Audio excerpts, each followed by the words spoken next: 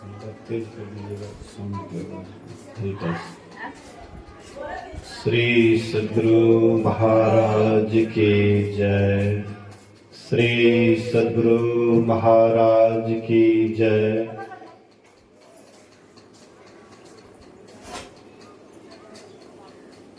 एक बार जोरदार शब्दों में गुरु महाराज जी का जय जयकार बुलंद आवाज में करें। बोलिए श्री सद्गुरु महाराज की जय। अखंड मंडलाकारं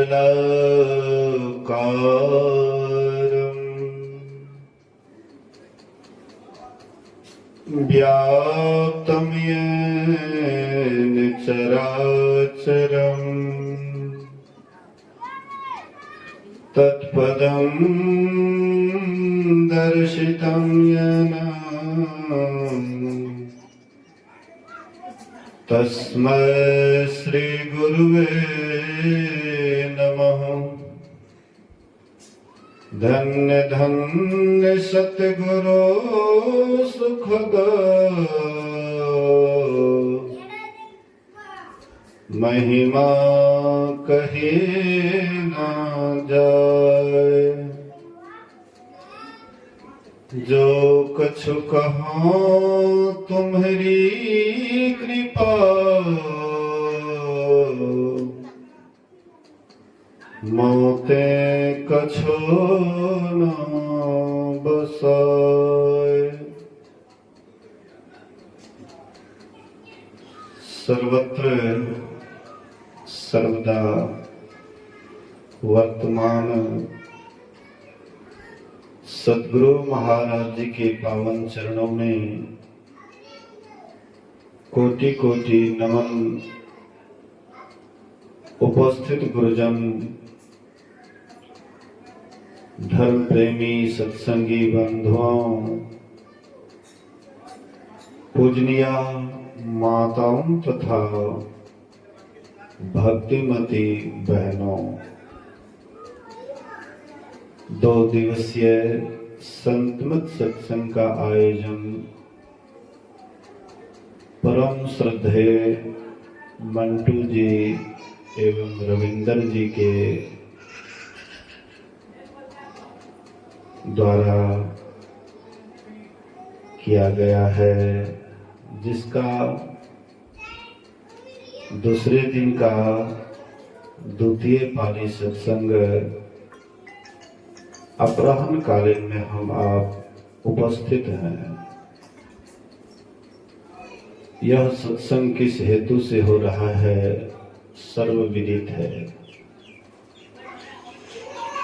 इससे घर में लक्ष्मी आई हुई है। 2 लड़के के बाद लड़की आई हुई है। मन में खुशहाली है। बेटी के बिना घर सुना लगता है। जिस घर में बेटी नहीं होती है वह घर सुना सा लगता है। इसलिए पुत्र होने पर भी मन में संतोष नहीं होता है, इसलिए पुत्री भी चाहते हैं। पुत्र से अगर आप कोई इच्छा भी करते हैं तो जल्दी वह पूरा नहीं करता, लेकिन पुत्री कर देती है। तो यही खुशहाली में बड़े उदारता के साथ यह आयोजन करवा रहे हैं। अभी हम लोग श्रवण कर रहे थे मनुष्य शरीर की विशेषता और उपादेयता के संबंध में। ये जो मनुष्य का शरीर है इसको अद्भुत कहा गया है, विचित्र कहा गया है। जाइए बोलिए श्री सद्गुरु महाराज की जय। यह शरीर हम आप जानते हैं 5 तत्वों से बना हुआ है। इस शरीर को नीच से नीच भी कहा गया है और ऊंच से ऊंच भी कहा गया है। क्षितिजल पावक गगन समीरा, पंच रचित अति अधम शरीरा। क्षिति पृथ्वी, जल, पानी, पावक आग, अग्नि, गगन, हवा, आकाश, ये 5 तत्वों से शरीर निर्माण हुआ है, शरीर का निर्माण हुआ है। हालांकि लोग कहते हैं कि शरीर मर जाता है, मिट जाता है, लेकिन असल में ये शरीर 5 तत्व से जो बनता है, फिर 5 तत्व में विलीन हो जाता है। मिट्टी का तत्व मिट्टी में समा जाता है, पानी का तत्व पानी में समा जाता है, अग्नि वाला तत्व अग्नि में समा जाता है, हवा हवा में समा जाता है और आकाश आकाश में समा जाता है। तो ये जो शरीर है 5 तत्व से बना हुआ है और इस शरीर को बनाने में परमात्मा को बहुत मेहनत लगता है। बहुत मेहनत के साथ ये शरीर को तैयार करते हैं। 9-10 महीना इस शरीर को बनाने में लगता है। कबीर साहब के वचन में है, झीनी झीनी बीनी चदरिया, झीनी झीनी बीनी चदरिया, काहे के ताना काहे के भरनी, कौन तंतु से बीनी चदरिया। इंगला पिंगला ताना भरने, शुभमन तार से बीनी चदरिया, झीनी झीनी बीनी चदरिया, झीनी झीनी बीनी चदरिया। कहते हैं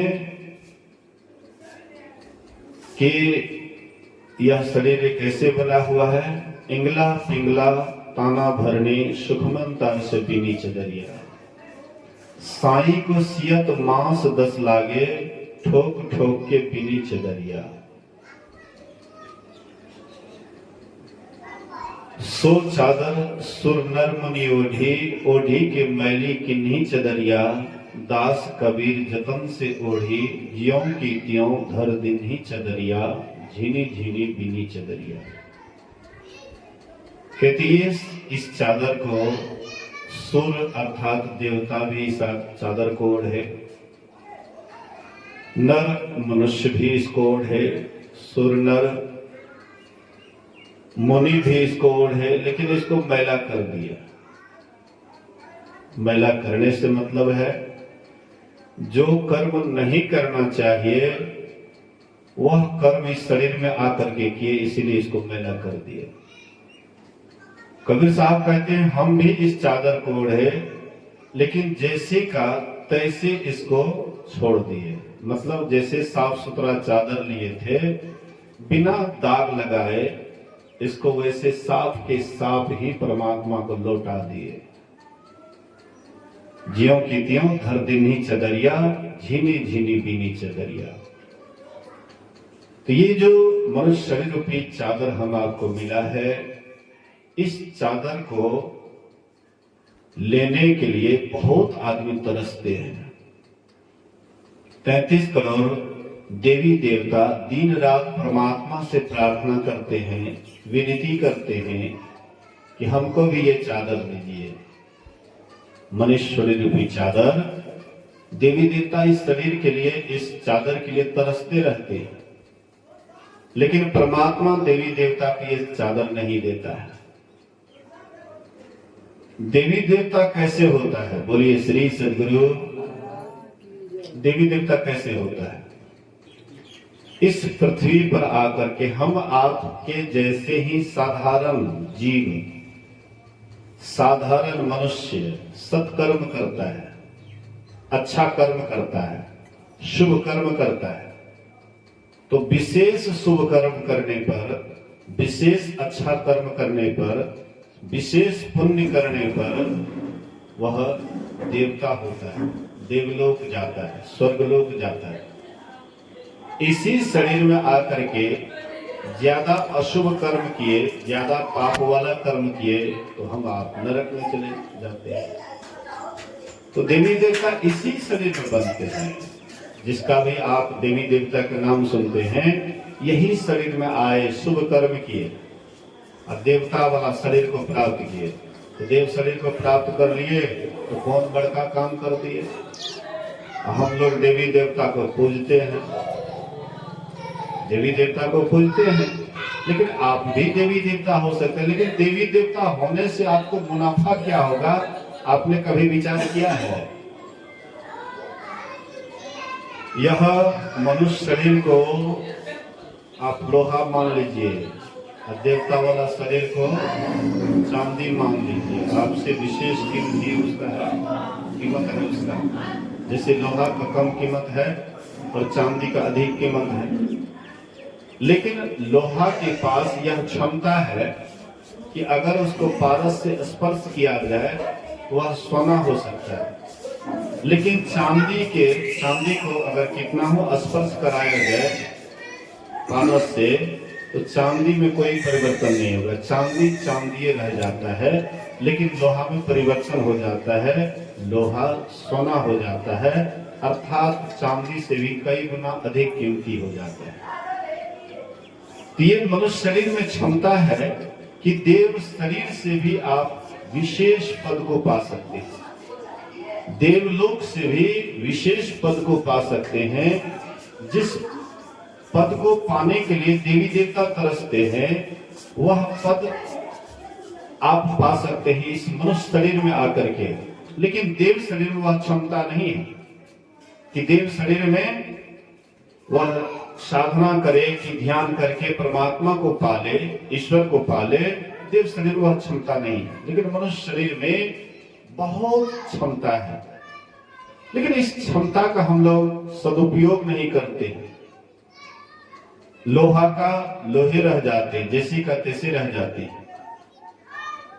एक है लकड़हारा, बराबर जंगल में लकड़ी काटता था। बोलिए श्री सद्गुरु। बराबर वह लकड़ी काटता था।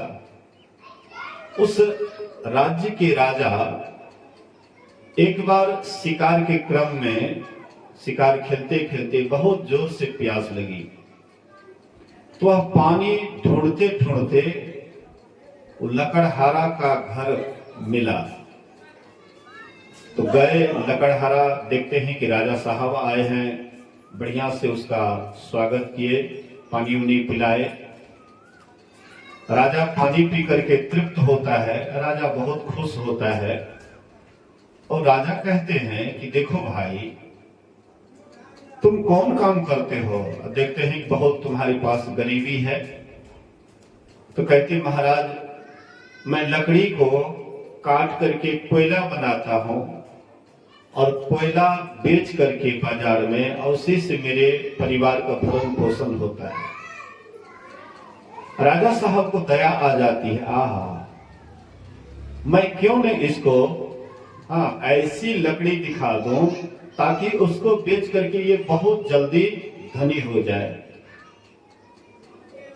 राजा साहब कहते हैं कि देखो, दक्षिण की तरफ थोड़ा आगे जाओगे तो एक बहुत सुंदर वन है और वहां पर चंदन की लकड़ी है, और वे लकड़ी बहुत कीमती, उसका बहुत कीमत होता है।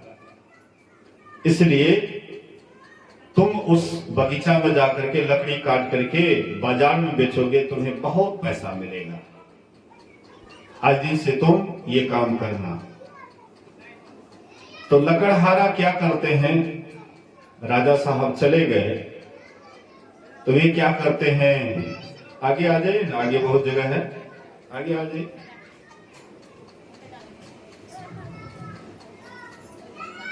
बोलिए श्री सद्गुरु। जो आप लोग, आप ही लोग आ जाइए, आप ही लोग आ जाइए। बोलिए श्री सदगुरु महाराज की जय। बहुत को बहुत बात है, देहात में छुआछूत आदि आदि बहुत बात है। आ कते भूसकोल विद्यार्थी पीछो में बैठे जाए छे, बराबर जे क्लास ने करे छे ने ओकरा बैठे में कनिटा संकोच है जे। बोलिए श्री सदगुरु महाराज की जय। तो वह लकड़हारा राजा साहब के बताए हुए बगीचा में जाते हैं, लकड़ी काट कर और फिर उसको कोयला बना करके जाते हैं बाजार में। तो वही दाम, कोयला बनने के बाद सब दाम एक ही न होगा। कुछ महीनों के बाद राजा के मन में हुआ कि मैं जो उसको बताया था अब तो बहुत बड़ा धनी हो गया होगा, हाँ पकड़ा पाटन हो गया होगा, मकान उकान खूब सुंदर बना लिया होगा, उसका जीवन बड़ा सुंदर से चलता होगा, एक बार चले तो भेंट करने के लिए। तो राजा साहब आए तो देखते हैं कि बस वैसे का वैसे ही पड़ा हुआ है, जैसे साधारण झोपड़ी था वैसे ही झोपड़ी पड़ा हुआ है। उनसे कहते हैं कि अरे भाई मैंने जो तुम्हें बता दिया था तो वह लकड़ी तुम काट करके बाजार में बेचता था। बोले कि हाँ महाराज। राजा गए देखने के लिए तो आधा पल सोना कर दिया चंदन काट करके। तो क्या करता था जी? कहते थे वही लकड़ी काट करके कोयला बना करके तब जाते थे बेचने के लिए। बोले कि महामूर्ख है, महामूर्ख है, तुम इसके लायक नहीं है, दया के पात्र नहीं हो। मैंने तो सोचा कि तुम्हारे ऊपर दया करके हम तुमको एक अवसर दें धनी बनने का, लेकिन तुम इसके पात्र नहीं हो। बोले कि थोड़ा सा, बोले इतना काट करके ले जाओ बाजार। थोड़ा सा लकड़ी काट करके ले गया, उसका ₹1,00,000 से ज्यादा दाम लगाया। मतलब कहने का, हम आपका भी ये जो शरीर है ये मतलब चंदन लकड़ी से कम नहीं, अनमोल शरीर है। अब सोचिए नहीं कि हम आप देवी देवता की दिन रात आराधना करते हैं, पूजा करते हैं, और वह देवी देवता भी शरीर के लिए तरसते हैं। इसका मतलब है देव शरीर से विशेष कीमती यह शरीर है, तब न इसके लिए तरसते हैं। लेकिन हम लोग इसका कीमत नहीं समझ करके ऐसे ही जैसे वह कोयला बना करके बेचता था और गरीब का गरीब ही रह गया, ऐसे ही हम आप विषय में डुबकी लगाते लगाते इसको कोयला के समान व्यर्थ गवा देते हैं और यहां से खाली यहां से जाते हैं। इसलिए ये शरीर बड़ा कीमती है। जो इसके विशेषता को जानते हैं उनको ये शरीर मिलता नहीं है। नेपाली में कहावत है, धन छै तो मन छै ना, अब मन छै तो धन छै ना। जिसके पास मन है कि हम दान पुण्य करें, हाँ अच्छा कर्म करें, शुभ कर्म करें, उनके पास धन नहीं है। धर्म करने की जिनके अंदर इच्छा है उनके पास धन नहीं है, और जिनके पास धन है उनको धर्म करने की इच्छा नहीं है, शुभ कर्म करने की इच्छा नहीं है। तो हम आपके पास मनुष्य शरीर है, इससे हम परमात्मा भी बन सकते हैं, परमात्मा की भक्ति करके परमात्मा भी बन सकते हैं। लेकिन हमारे पास में ऐसा मन नहीं है कि हम यह शरीर को प्राप्त करके परमात्मा को पा लें। इस तरह का हमारे अंदर में विचार नहीं आता है। और देवी देवता के अंदर में यह विचार आता है कि मनुष्य शरीर मिले तो हम भगवान की भक्ति करके परमात्मा को पा लें, लेकिन उनको ये अवसर नहीं मिलता है। देखिए दोनों में दो बात है। हमारे पास में ये सुलभ हो गया है, मनुष्य शरीर बड़ी सुलभता के साथ प्राप्त हो गया है, जिसको गोस्वामी जी कहते हैं, आकर चारे लक्ष्य 84 जोनी भ्रमतया है जीव अविनाशी। फिरत सदा माया कर प्रेरा काल कर्म स्वभाव गुण घेरा। कब होख करी करुणा नर देहि देत ईस बिनु हेतु स्नेही। और कारण बिना कारण के संसार में कोई किसी से प्रेम करता है, कोई किसी को चाहता है, कारणवश कुछ लगाव है, कोई उनसे स्वार्थ जुड़ा हुआ है, इसीलिए कोई किसी से प्रेम करता है। निस्वार्थ प्रेम करने वाले कोई बिरला ही होता है कि कोई लेना देना नहीं है फिर भी आपसे प्रेम है। संत सद्गुरु जो प्रेम करते हैं जीव से, उनके अंदर कोई स्वार्थ नहीं है। संत सद्गुरु के अंदर कोई स्वार्थ नहीं है, फिर भी आपसे प्रेम करते हैं। जीव हित आप ही आवे सुरत को आई था।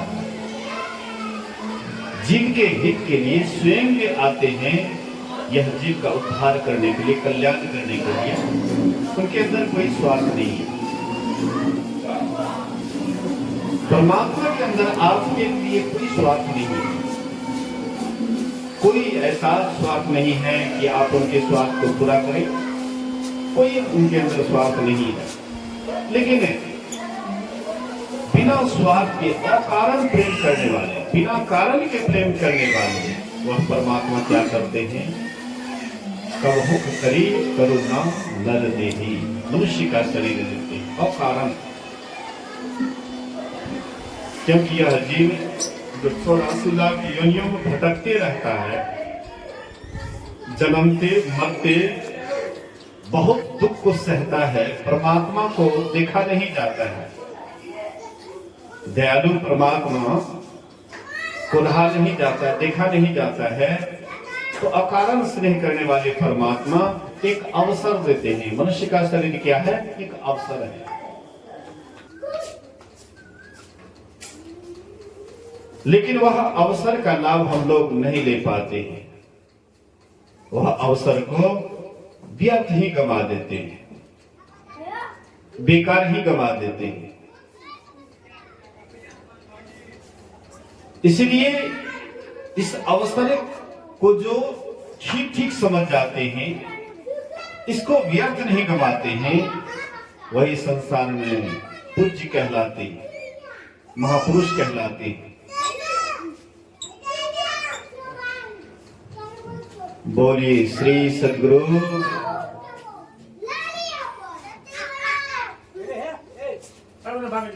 ऐसे कोई नहीं सर,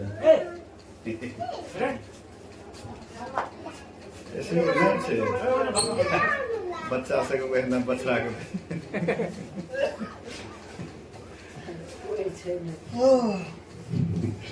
बोलिए श्री सद्गुरु।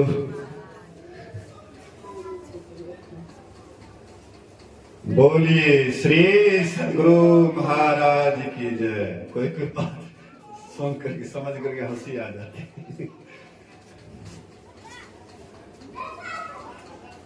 जो समझने वाले हैं उनको मतलब नहीं है, जो नहीं समझते बच्चा है, अभी ना समझ है, इसीलिए ये अगल बगल में टहल रहा है, घूम रहा है।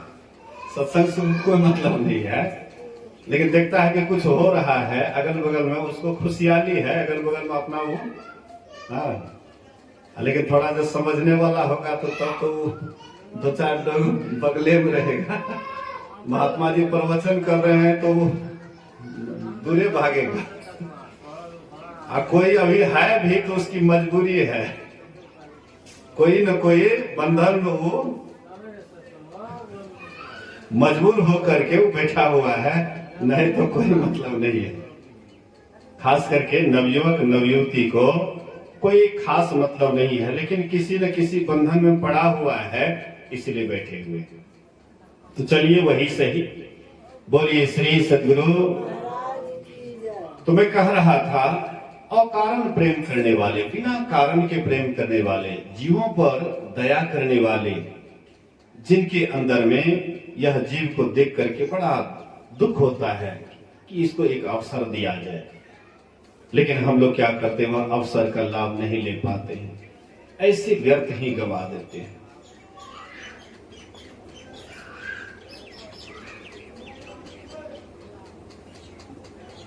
वह देवी देवता मनुष्य शरीर के लिए तरसते हैं, दिन रात वे तरसते हैं, परमात्मा से प्रार्थना करते हैं, क्योंकि इसके विशेषता को वे जानते हैं। लेकिन परमात्मा उसको मनुष्य शरीर नहीं देता है। भीख मांगने से भीख नहीं मिलता है, बिना मांगने से भी धन की वर्षा होती है, और मांगने से भी जल्दी नहीं मिलता है। महर्षि शाही स्वामी जी महाराज एक बार आलमनगर में जिलावासी सत्संग था, वे आए थे। उस समय मैं भजन भेद नहीं लिया था, सत्संगी नहीं बना था, लेकिन गया हुआ था। हमारे रिश्ते के कोई थे सत्संगी, वो ले गए थे, गया हुआ था। तो पूज्य बाबा पटना में सत्संग मंदिर बनवाना चाहते थे। गुरु महाराज जी के प्रवचन में गुरु महाराज जी कभी प्रवचन किए थे कि पटना में बाबा साहब के समय में सत्संगी था, लेकिन यहाँ पर सत्संग मंदिर नहीं बन पाया। अगर पटना राजधानी में सत्संग मंदिर बन जाता तो बहुत अच्छा होगा। तो गुरु महाराज जी का एक प्रकार का सपना था और पूज्य बाबा उसको साकार किए कि देखिए, गुरु महाराज जी का सपना था कि पटना में संतमत का सत्संग मंदिर होना चाहिए, तो मैं अपने लिए नहीं लेकिन गुरु महाराज जी के सत्संग मंदिर के लिए मांगता हूँ। और पूज्य बाबा ऐसे गमछे को फैला दिए, मैं आप लोगों से ऐसे फैला दिए, बोले कि मैं आप लोगों से भीख मांगता हूँ गुरु महाराज जी के सपना को साकार करने के लिए। लोग तो काफी दान दिए। अब ऐसे महापुरुष जिसको लोग बहुत जो है हद से ज्यादा मानते थे, और वो इस तरह से मांग किए तो काफी लोग दिए, और आज वहां पर सत्संग मंदिर बना हुआ, एक नहीं उसके बाद और भी बन गया। तो कोई भिखमंगा किसी से मांगता है तो लोग उसको देना नहीं चाहता है, भरपेट भोजन भी नहीं देना चाहता, या देता भी है तो थोड़ा बहुत चावल देकर के वो उसको निकाल देता है। लेकिन देखिए, वहीं पर पूज्य बाबा मांग के एक भव्य मकान बन गया, क्योंकि पूज्य बाबा अपने लिए नहीं मांगते थे। मर जाऊं मांगू नहीं अपने तन के काज, अपरमादत के कारणे मोहिन आवत लाज। तुलसी कर पर कर धरो, करतर कर न धरो, और जादिन करतर कर धरो, तादिन मरण भलो। तो देवी देवता भिखमंगा के समान मनुष्य शरीर मांगता है, इसलिए परमात्मा उसको भिखमंगा को मनुष्य शरीर नहीं देता है। लेकिन हम आपको बिना कारण के अचानक मनुष्य शरीर दे दिए, लेकिन हम इसको कीमत नहीं समझते। एक बार अकबर बादशाह जा रहे थे नमाज पढ़ने के लिए। एक फकीर को मालूम हुआ कि अकबर बादशाह बहुत बड़े दानी, इसलिए जाकर के उनसे कुछ मांगना चाहिए, याचना करनी चाहिए। तो फकीर साहब गए अकबर बादशाह के दरबार में। तो कहते हैं कैसे आना हुआ, तो कहते ऐसी ऐसी बात। तब तक में कहते हैं कि थोड़ी देर के लिए आप इंतजार कीजिए, मैं थोड़ा जाता हूँ, नमाज पढ़ करके आता हूँ, उसके बाद आपकी जो इच्छा होगी वह पूरा किया जाएगा। तो अकबर बादशाह चले गए नमाज पढ़ने के लिए। फकीर साहब वहां बैठे हुए हैं। वे जब नमाज पढ़ करके उसके बाद अल्लाह से इबादत करते हैं कि हे अल्लाह मेरे सैनिक में बल दे, हे अल्लाह मेरे संतान को खुश नसीब बना, हे अल्लाह मेरे खजाने को बरकत दे। मतलब इस तरह से कई मांग पर मांग करने लगे। फकीर साहब सोचते हैं कि हम तो सोचे कि अकबर बादशाह बहुत बड़े दानी हैं, बादशाह है, लेकिन ये तो लगता है कि भिखमंगा से भी उस पार है। इतना मांग पर मांग करते जा रहा है, तो कौन भिखमंगा के पास हम आ गए। वहां से फकीर साहब कुछ लिए बिना उठ करके चलने लगे। थोड़ा कुछ आगे बढ़े होंगे, उधर से आते हैं अकबर बादशाह और कहते हैं कि अरे वे फकीर कहाँ गए? बोले कि वे तो उठ करके चले गए। तो बुलाओ उसको। तो उसको बुलाते हैं, कहते फकीर साहब मुझसे क्या खता हो गई, मुझसे क्या गलती हो गई कि आप मेरे यहाँ बिना कुछ लिए ही चले गए? तो वह फकीर कहते हैं कि गलती तुमसे नहीं, गलती मुझसे हुई। मैंने सोचा अकबर बादशाह बहुत बड़े दानी हैं और वह सबको सब कुछ देता है। मैं वही समझ करके कि तुम दानी हो, बादशाह हो, तेरे पास में कोई चीज की कमी नहीं है, इसीलिए मैं तुमसे याचना करने के लिए आ गया। लेकिन तुम तो स्वयं भिखमंगा हो, तुम तो किसी से मांग रहा था, तो तू जिससे मांग रहा था मैं भी उसी से क्यों नहीं मांग लूं? और तुम भिखमंगा से तुमसे क्या मांगो? भिखमंगा से कहीं भीख मिलता है। कहने का मतलब है देवी देवता एक प्रकार का भिखमंगा है। देवदास वे कुछ ना कुछ मांगते रहते, जैसे हम आप मांगते हैं ना, कहते हैं हमको बेटा दीजिए तो हमको बेटी दीजिए ना, देवी देवता को हमको धन दीजिए, हमको संपत्ति दीजिए। ऐसे वे भी कुछ ना कुछ मांग करते रहते। उनके अंदर में भी बहुत सारी मांगे हैं। तो भिखमंगा से मांगता है तो उसको क्या मिलेगा? मांगना ही है तो परमात्मा से मांगिए जो सबको देने वाले हैं। तो एक परमात्मा जो सबको देने वाले हैं, वही दयालु परमात्मा हम आपको मनुष्य का शरीर दिया, इसलिए कि मेरा भजन करके मेरे पास आ जाए। लेकिन हम लोग क्या करते हैं? इस अवसर का लाभ नहीं लेते, इसको व्यर्थ ही गवा देते हैं। बालापन गया खेल कूद में, जवानी में तो मस्त रहा, अब बुढ़ापे में रोग सताए, खाट पड़ा पछताएगा। कहते हैं लक्ष्मीपति जी महाराज कहते हैं मन पामर हो नर्तन काहे को धरी। पामर कहते हैं पागल को, हे पागल मन पामर हो नर्तन काहे को धरी। खेलत खात बालापन बीते, ब्याह लाई सुंदरी, हरिपद सुधा छाड़ी निस्वासर, पिबत बिस गगरी, अमन पामर हो नर्तन काहे को धरी। जालिम जोर युवापन आए, ब्याह लाई सुंदरी, हरिपद सुधा छाड़ी निस्वासर, पिबत बिस गगरी, मन पामर हो नर्तन काहे को धरी। वृद्ध भयो तन कांपन लागे, कपपित बात भरी, लक्ष्मीपति पछतात सेज पर, अब हम काह करी, मन पामर हो नर्तन काहे को धरी।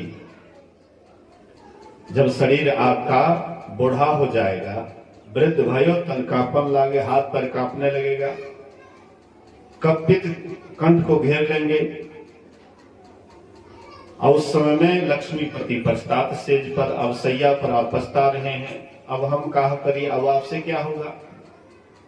मरणासन अवस्था में क्या आपसे भक्ति हो सकती है? परमात्मा का चिंतन हो सकता है? इसलिए संत महात्मा कहते हैं शरीर में जब तक बल है, शरीर आपका स्वस्थ है, जब तक आप संसार की संपत्ति कमाने के योग्य हैं, उसी समय भक्ति वाला संपत्ति भी आप कमाने के योग्य हैं। और जब आप संसारिक संपत्ति कमाने के योग्य नहीं बचे हुए हैं, तब आपसे भक्ति रूपी संपत्ति भी नहीं कमा सकते हैं। इसलिए शक्ति के रहते हुए भी भक्ति होती है। तो ये शरीर हम लोगों का विशेष रूप से मनुष्य शरीर जो मिला है, ये अद्भुत शरीर है और इसमें साधनों का धाम और मोक्ष का रास्ता है। ये शरीर